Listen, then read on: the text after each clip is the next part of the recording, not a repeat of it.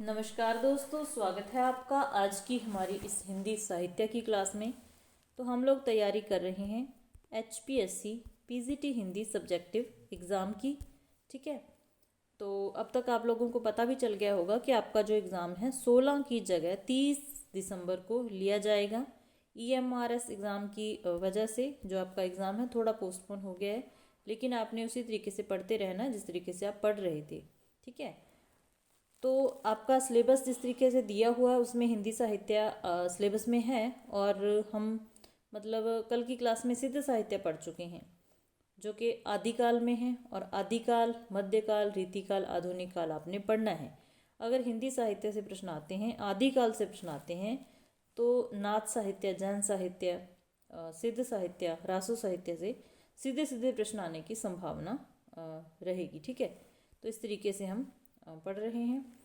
तो आज नाथ साहित्य के बारे में पढ़ते हैं। नाथ साहित्य के बारे में कुछ भी पूछ लिया जाए, मतलब परंपरा, प्रवृत्तियाँ या फिर नाथ साहित्य पर नोट, तो आप इस तरीके से अपना जो आंसर है वो दे सकते हैं। तो शुरू करते हैं फिर आज की हमारी ये क्लास। तो जिस तरीके से हम पढ़ेंगे, मतलब आपको अलग से पढ़ने की ज़रूरत ही ना पड़े, आपका जो क्वेश्चन तैयार हो जाए। क्लास थोड़ी सी भी हेल्पफुल लगे तो लाइक ज़रूर कर देना। तो नाथ शब्द का अर्थ है स्वामी अथवा पति। पहला ही पॉइंट क्लियर है कि क्वेश्चन को शुरू कहाँ से करना है। नाथ शब्द का अर्थ है स्वामी अथवा पति। वैसे नाथ शब्द का प्रयोग अनेक अर्थों में किया जाता है। यूँ तो महात्मा बुद्ध के लिए भी नाथ शब्द का प्रयोग किया जाता है। किसके लिए? महात्मा बुद्ध के लिए। ठीक है, पाशुपत शैव मत में शिव के लिए नाथ शब्द का प्रयोग हुआ है। तो पाशुपत शैव मत में किसके लिए नाथ शब्द का प्रयोग हुआ है? शिव के लिए। 3-4 पॉइंट क्लियर हो गए। परंतु आदिकाल में नाथ शब्द का प्रयोग उस धार्मिक संप्रदाय के लिए हुआ जिसका विकास बौद्ध धर्म से हुआ। तो आदिकाल में नाथ शब्द का प्रयोग उस संप्रदाय के लिए हुआ जिसका जो विकास है बौद्ध धर्म से हुआ। आचार्य हजारी प्रसाद द्विवेदी जी ने तो ये भी स्वीकार किया है कि आदिनाथ स्वयं शिव ही हैं। तो हजारी प्रसाद द्विवेदी जी का क्या मानना है कि जो आदिनाथ हैं वो स्वयं शिव ही हैं। इसका मतलब ये हुआ कि नाथ संप्रदाय के जो अधिकांश लोग मूलतः शैव थे। नाथ संप्रदाय के जो लोग थे ज़्यादातर क्या थे? शैव थे, और उनके उपास्य देवता कौन थे? शिव थे। उम्मीद है इतना आपको समझ आ गया, बिना पढ़े ही आप मतलब इसका अच्छे से क्वेश्चन का आंसर दे पाओगे। आदिनाथ अर्थात शिव के पश्चात मत्स्येंद्र नाथ का नाम आता है। तो आदिनाथ या आप शिव कह सकते हैं, उनके बाद किनका नाम आता है? मत्स्येंद्र नाथ का, जिनके नाम से 5 रचनाओं का भी उल्लेख किया गया है। इसी परंपरा में आगे चल के गोरखनाथ का नाम आता है, जो कि एक सर्वश्रेष्ठ जोगी माने जाते हैं। ठीक है, कौन? गोरखनाथ। फिर नाथ साहित्य की जो परंपरा है उसका आरंभ कब हुआ, कहाँ से हुआ, इस बात को लेके विद्वानों में मतभेद बना हुआ है। ठीक है, राहुल सांकृत्यायन ने नाथ पंथ को सिद्ध परंपरा का एक विकसित रूप माना है। किसने? राहुल सांकृत्यायन ने, मतलब किसी न किसी इतिहासकार का, विद्वान का नाम भी आप लिख सकते हैं प्रभावित बनाने के लिए अपने उत्तर को। तो राहुल सांकृत्यायन ने नाथ पंथ को सिद्ध परंपरा का एक विकसित रूप माना है, लेकिन कुछ अन्य विद्वानों का विचार है कि वज्र यानी सिद्ध वामाचार की ओर अग्रसर हुए तो उसकी प्रतिक्रिया में नाथ पंथ का विकास हुआ। तो कुछ विद्वान क्या मानते हैं कि जो वज्र यानी सिद्ध थे वो वामाचार की ओर अग्रसर हुए, उनमें बहुत सारे विकार उत्पन्न हो गए थे, उन्हीं की प्रतिक्रिया में नाथ संप्रदाय का, नाथ पंथ का विकास हुआ। लेकिन यह भी एक सत्य है कि सिद्ध मत और नाथ मत दोनों आपस में संबंधित हैं। सिद्ध और नाथ आपस में संबंधित हैं और दोनों ने योग साधना के मार्ग को अपनाया है। योग साधना को दोनों ही पंथ मानते थे।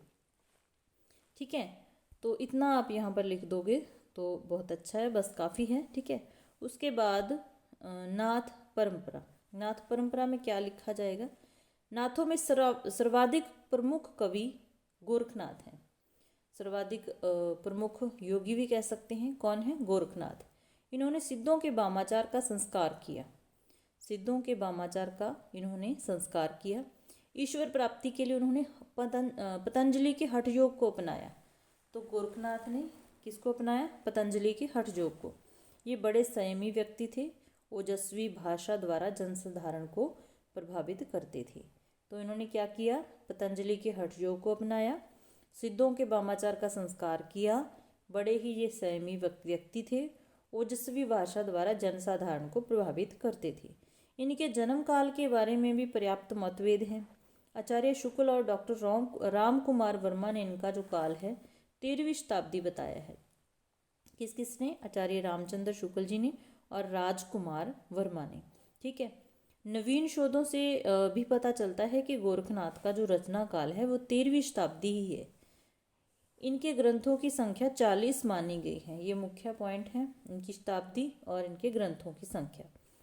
अवधूत गीता, गोरक्ष गीता, गोरक्ष शास्त्र, ज्ञान प्रकाश शतक, नाड़ी ज्ञान प्रदीपिका, तो ये सारे क्या हैं? ये ग्रंथ हैं। इनके कुछ मुख्य हैं जो नाम याद रख लेने हैं। तो ये किसके ग्रंथ हैं? गोरखनाथ के ग्रंथ हैं। इस परंपरा के अन्य आचार्यों में नागार्जुन हो गया, चौकड़नाथ हो गया, चरपटीनाथ हो गया, गोपीचंद हो गया, चोलीनाथ हो गया। मतलब मुख्य मुख्य जो आसान से नाम है उनको ध्यान में रख लेना है। ठीक है। धर्मनाथ, लक्ष्मणनाथ, ग्रीवनाथ, तो ये 5-4 नाम आपको याद रह जाएंगे। धर्मनाथ हो गया, लक्ष्मणनाथ हो गया, ग्रीवनाथ हो गया। धर्म, लक्ष्मण, ग्रीव, फिर उसके बाद गोपीचंद्र, चोलीनाथ। ठीक है। तो इनके नाम याद रख लेने हैं। फिर 84 सिद्धों के समान नवनाथ भी प्रसिद्ध हैं। तो सिद्धों की संख्या कितनी मानी जाती है? 84। बहुत सारे एग्जाम्स में पूछा जाता है। सही मायने से तो ये जो क्लास है ना वो एस्टेट के लिए भी बहुत इंपॉर्टेंट हो सकती है, क्योंकि हम डीपली पढ़ रहे हैं और जो प्रश्न पूछे जाते हैं अंदर से पूछे जाते हैं, तो आपके लिए हेल्पफुल रहेगी जो बच्चे एस्टेट की तैयारी कर रहे हैं। 84 सिद्धों के समान नवनाथ भी प्रसिद्ध हैं। सिद्ध 84 हो गए और नाथ कितने हो गए? 9 हो गए। नवनाथों में केवल मत्स्येंद्रनाथ, जालंधरनाथ, गोरखनाथ, तो ये 9 नाथों के नाम हैं, थोड़ा सा ध्यान रख लेना है। कौन कौन से? मत्स्येंद्रनाथ, जालंधरनाथ, गोरखनाथ, चौरंगीनाथ, कणेरीनाथ, चरपट्टीनाथ, भृतृहरिनाथ, कंथड़ीनाथ, गहनीनाथ। ठीक है। मुख्य मुख्य याद रख लेना, गिनवाए जा सकते हैं। नाथों की रचनाओं का संपादन डॉक्टर पीताम्बर दत्त बड़थवाल के प्रयत्नों से 1942 में हुआ। तो ये लाइन मुख्य रूप से याद रखनी है। नाथों की रचनाओं का संपादन किसने किया? डॉक्टर पीताम्बर दत्त बड़थवाल ने के प्रयत्नों से हुआ। कब हुआ? 1942 में हुआ। ठीक है। गोरखनाथ ही नाथ संप्रदाय के सर्वाधिक महत्वपूर्ण और समर्थ विद्वान माने जा सकते हैं। तो इतना लिख दोगे, बहुत है। अपना हिसाब भी देखना है कि कितने समय में एक प्रश्न को करना है। फिर इनकी जो मतलब प्रवृत्तियां थी उसमें आप क्या लिखोगे? हठ योग साधना पर बल दिया। तो नाथों ने क्या किया था? पतंजलि की हठ योग को अपनाया था। तो हठ योग साधना पर बल, पहला पॉइंट। नाथ पंथियों की हठ योग साधना बहुत कुछ पतंजलि के योग दर्शन से मिलती जुलती है। काया साधन के अंतर्गत वायु निरोध और प्राणायाम करने की जो प्रक्रिया नाथों द्वारा अपनाएगी वह भी हठ योग से ही संबंधित है। तो क्या काया साधन के अंतर्गत वायु निरोध प्राणायाम जो पतंजलि वाले करते हैं, बाबा रामदेव जी, प्राणायाम करने की जो प्रक्रिया नाथों द्वारा अपनाई गई वह भी हठ योग से ही संबंधित है।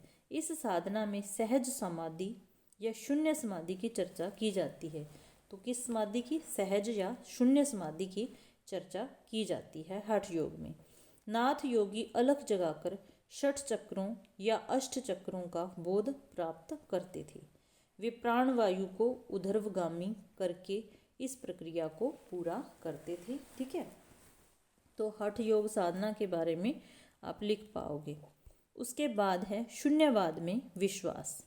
नाथपंथी ईश्वर को शून्य मानते हैं। तो नाथपंथी ईश्वर को क्या मानते थे? शून्य। इन्होंने शून्य को परम तत्व, निरंजन और परम शिव भी कहा है। नाथ योगी इस शून्य साधना को प्रज्ञा, उपाय, वज्र तथा सहज मार्ग द्वारा पूरा करता है। नाथ योगी इस शून्य साधना को कैसे पूरा करता है? प्रज्ञा, उपाय, वज्र तथा सहज मार्ग द्वारा। इसके अंतर्गत सर्वप्रथम ईड़ा पिंगला को मिलाकर कुंडलिनी को जगाया गया। किसको? ईड़ा और पिंगला को मिलाकर।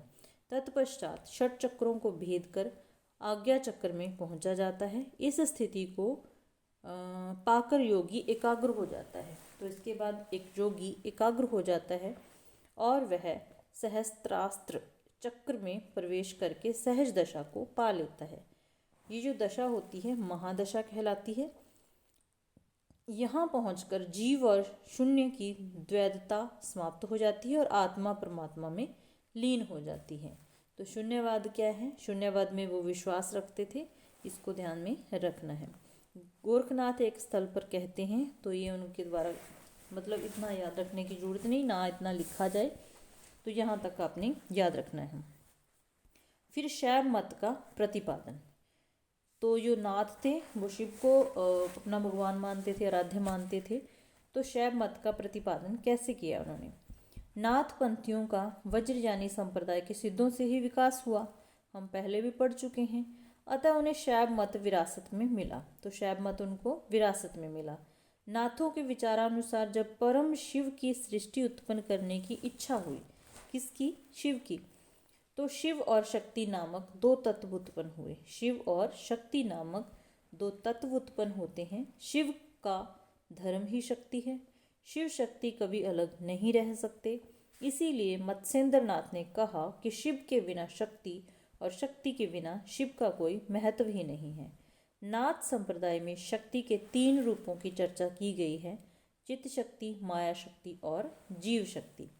माया शक्ति जब चित्त शक्ति को दूषित कर देती है तब यह जीव संसार में उलझ कर रह जाता है। ठीक है, सृष्टि की उत्पत्ति भी शिव और शक्ति के मिलन से हुई है, परंतु शिव संसार का निर्विकार तत्व है। तो मतलब शैव मत का प्रतिपादन एक पॉइंट है, उसको आपने कैसे एक्सप्लेन करना है ये आप लिख पाओगे। उसके बाद आता है रूढ़ियों और बाहरी आडंबरों का खंडन। यद्यपि नाथ योगियों ने हठ योग साधना तथा शून्यवाद की प्रतिष्ठा की है, लेकिन उन्होंने बाहरी आडंबरों पाखंडों का डटकर विरोध किया है। इन योगी कवियों का विचार है कि यदि मानव का मन पवित्र है तो वह योग साधना के द्वारा सहज दशा को पा सकता है, जो हम पीछे पढ़ चुके हैं। सहज दशा पाने से क्या होता है? आत्मा परमात्मा का मिलन होता है। इसीलिए नाथ पंथी तीर्थ, व्रत, मूर्ति पूजा, उपवास आदि का खंडन करते हैं। ठीक है, उसके बाद है गुरु का महत्व। नाथ योगियों ने ज्ञान प्राप्ति के लिए गुरु को नितांत आवश्यक माना है। तो क्या मानते हैं कि अगर परमात्मा को पाना है तो क्या जरूरी है? गुरु का ज्ञान। ठीक है, लेकिन गोरखनाथ ने सच्चे गुरु को अपनाने की सलाह दी है। तो गोरखनाथ सर्वश्रेष्ठ जोगी थे। उन्होंने क्या कहा है कि गुरु होना चाहिए सच्चा। सच्चे गुरु को अपनाने की सलाह दी है। गुरु वह जो स्वयं प्रकाश्य हो, मतलब जिस गुरु को ज्ञान होगा तभी तो वह दूसरों को ज्ञान देगा ना। तो गुरु कैसा होना चाहिए? जो स्वयं प्रकाश्य हो, अर्थात यदि गुरु को स्वयं ज्ञान नहीं होगा तो वह अपने शिष्यों का कैसे मार्गदर्शन करेगा? गोरखनाथ के अनुसार सच्चा गुरु कोई विरला ही होता है। उनका कथन है, अधिक तत् से गुरु बोलिए, हीन तत् से चेला। ठीक है, उनका यह भी कहना है कि गुरु के बिना हमें जो ज्ञान मिलता है वह अधूरा ही होता है। वे स्पष्ट घोषणा करते हैं कि गुरु के बिना ज्ञान की प्राप्ति नहीं होती। ठीक है, आगे गोरखवाणी में उन्होंने कहा भी है कि नाथ निरंजन आरती गाऊं, गुरु दयाल आज्ञा जो पाऊं। फिर आता है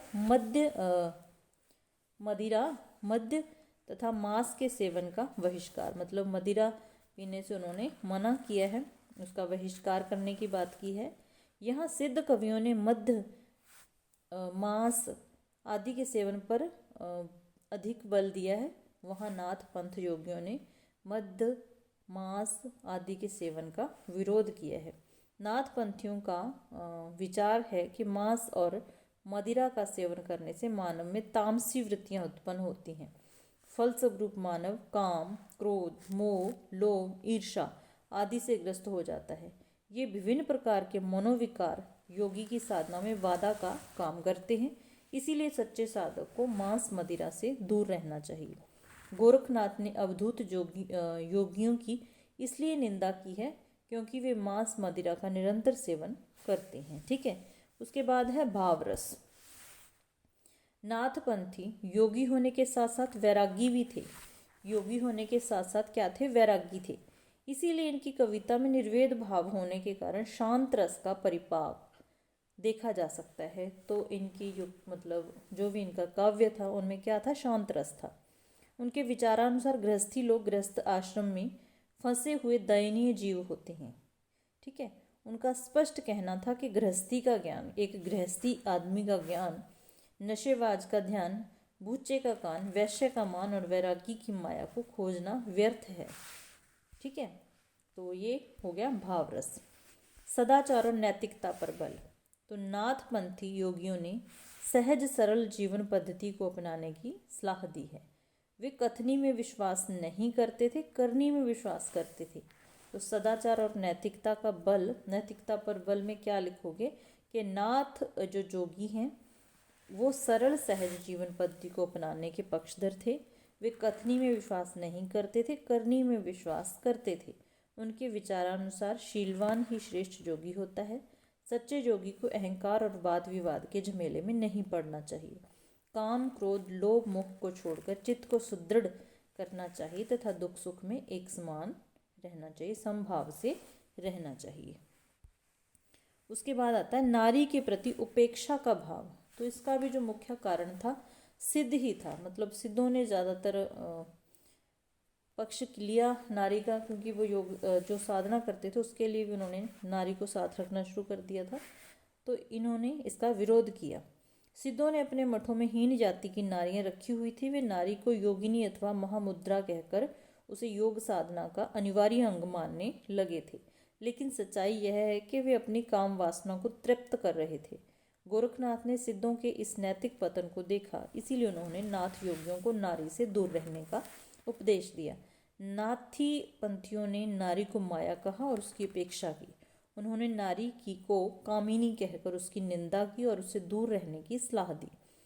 नाथ पंथियों का विचार है कि नारी योग साधना में बाधा का काम करती है, तो इसमें आप इतना सारा लिख सकते हैं। फिर आगे इनकी भाषा शैली, सीधी सीधी भाषा शैली भी पूछी जा सकती है, ये इंपॉर्टेंट पॉइंट है, इसको अच्छे से देखना है। नाथ साहित्य में प्रयुक्त भाषा को संध्या भाषा कहा जाता है। सिद्धों की भाषा को भी संध्या भाषा कहा गया है, लेकिन यह भाषा तत्कालीन सुदक्कड़ी भाषा के अधिक निकट है। किसके? सुदक्कड़ी के, क्योंकि इसमें प्राचीन पश्चिमी हिंदी की बोलियों का अत्यधिक मिश्रण हुआ है। नाथ योगी जनसाधारण में अत्यधिक लोकप्रिय थे, अतः उन्होंने लोगों की भाषा में ही अपने मत का प्रचार प्रसार किया है। उनकी भाषा में अवधी, भोजपुरी, राजस्थानी, पंजाबी, मगही आदि बोलियों के शब्दों का पर्याप्त मिश्रण है। ठीक है, तो ये हो गया। उसके बाद छंद अलंकार। नाथ साहित्य में श्लेष, प्रकोक्ति, अनुप्रास आदि शब्दालंकारों का प्रयोग देखा जा सकता है, लेकिन अर्थालंकारों में उपमा रूपक, उत्प्रेक्षा, सांग रूपक, प्रतीप, विरोधाभास आदि अलंकारों का सफल प्रयोग हुआ है। कहीं कहीं उलटवासियों तथा विरोध मूलक अलंकारों के कारण इनका काव्य बड़ा ही मनोहारी बन गया है। तो ये हो गया भाई हमारा नाथ साहित्य। ठीक है, तो फिर संक्षेप में थोड़ा सा लिख देना है। संक्षेप में हम लिख सकते हैं कि नाथ मत का, क्लास अच्छी लगे तो लाइक जरूर कर देना, उद्भव विकासग्रस्त सिद्धों की प्रतिक्रिया के रूप में हुआ। इनकी कुछ बातें तो सिद्धों से मिलती जुलती हैं, लेकिन सिद्धों की अपेक्षा नाथों को जनता में अधिक सम्मान प्राप्त हुआ। कारण यह है कि मत्स्येंद्र नाथ, जलंधर नाथ, गोरखनाथ तथा भृतृहरि नाथ जैसे नाथपंथी योगियों ने एक आंदोलन के रूप में नाथ पंथ को जनता के समक्ष प्रस्तुत किया। ठीक है, तो नाथ साहित्य अगर आपको पूछा जाता है तो आप बड़े आराम से नाथ साहित्य पर एक अच्छा सा प्रश्न लिख पाओगे। ठीक है, तो मेरी यही कोशिश है कि जो आपके सिलेबस में है वो आपके सामने ला पाऊँ, ताकि आप अपना पेपर अच्छा कर पाओ। क्लास अच्छी लगे तो लाइक कर देना, चैनल पर नए आए हो तो सब्सक्राइब भी कर लेना। हम लोग हिंदी पढ़ते रहते हैं। तो मिलते हैं ऐसी फिर नेक्स्ट क्लास में। क्लास देखने के लिए धन्यवाद। नेक्स्ट क्लास में जैन साहित्य करेंगे, मतलब कोशिश करूँगी कि 2-3 दिन क्वेश्चन करवाने की। ठीक है, मिलते हैं नेक्स्ट क्लास में।